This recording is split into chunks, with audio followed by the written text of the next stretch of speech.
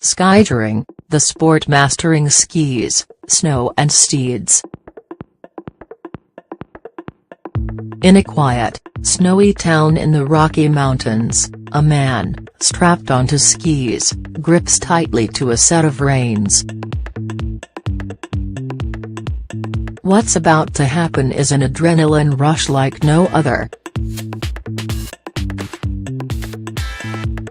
Before him, a horse and rider are primed for action, ready to charge round a custom-made course with the skier in their wake.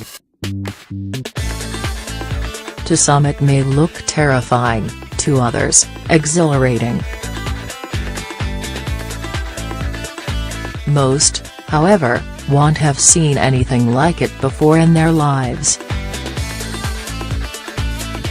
This unlikely trio of horse, rider, and skier, which can reach speeds of up to 40 miles per hour, have been brought together by the sport of skijoring. For Aaron Griffin, the scene is a familiar one.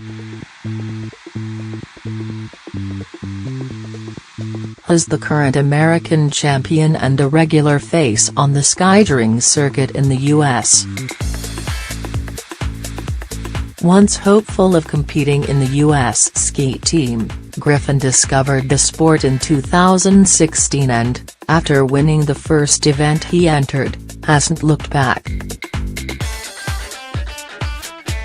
"I was originally an alpine skier," Griffin tells CNN. "I raced competitively for probably 10 years.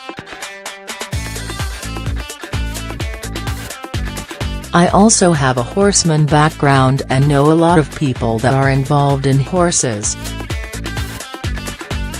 It was actually a friend of mine who contacted me saying that she wanted to try it out and needed a skier. We tried it and haven't stopped since."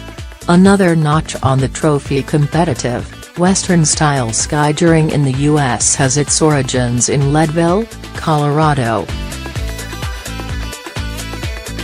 Originally a slow-paced spectacle for winter carnivals, it wasn't until the 1950s that it was transformed into a race, and the 1990s that the modern era of the sport was born. In essence, skijoring is a time trial. Races take place either on round or straight tracks that include jumps, gates, and, on occasion, rings that are collected on the way round. If any of these are missed, time penalties are incurred. Western-style skijoring is just one version of the sport, others exist without riders. Most famously in street Moritz, Switzerland, and with dogs instead of horses. Griffin, who also works as an excavator, competed in 11 events last year. Most funding comes out of pocket.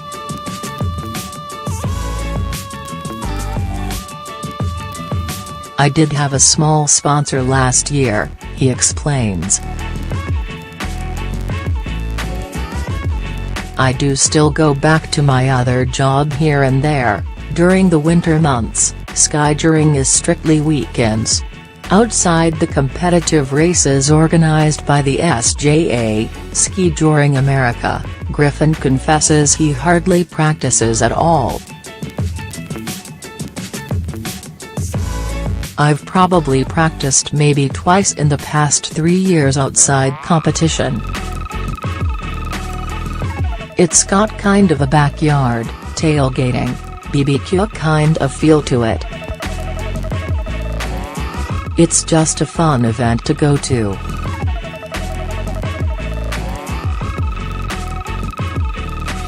A lot of the competitors are the same every weekend, that travel around.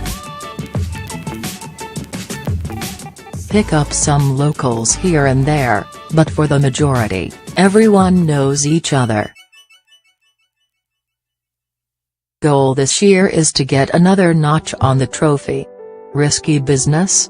While Griffin admits his skiing background doesn't make the speed something he fears, for newcomers to the sport, the sudden acceleration as the horse lurches out the starting blocks takes some getting used to. Injuries happen, though Matt Crossett, board president of the SJA, assures that they are not as common as you might think.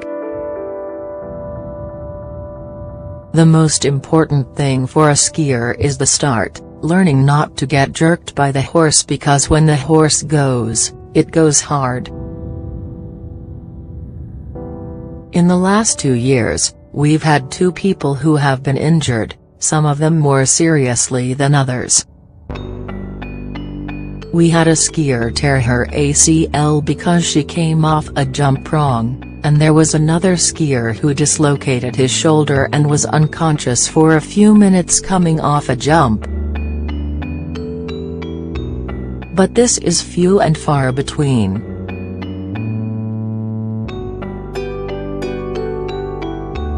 It can happen, but I'd say it's pretty rare. The biggest priority for us is keeping the horses safe because they don't have a voice. We take a lot of extreme measures to make sure the horses are safe. Winning Formula Crossett acknowledges that it's a technical sport. The most successful trios thrive on chemistry between horse, rider and skier, and it's for this reason that Griffin tries to stick with the same rider, his friend Debbie Hansen. While Griffin forms part of a group of about 50 who are regular faces on the Skijoring circuit, the sport is open for all with specific competitions for novices. Prize purses of $25,000 are up for grabs at the most prestigious courses in Ridgeway, Colorado, and Bozeman, Montana. Taking home $4,000 from a single event is pretty darn high, according to Crossett. All the towns that put it on want to boost their economy.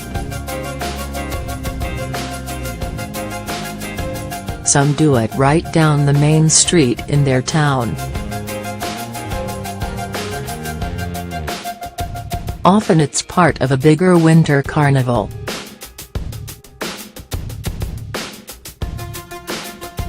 It's a good time to get out and have some fun in the snow. It's a great mix of people competing. You have everything from bucket listers who just want to come and try, to kids, to teens, to ex-ski racers and Olympics athletes. It really is a sport for everybody. For anyone tempted to tick it off their bucket list, hold tight.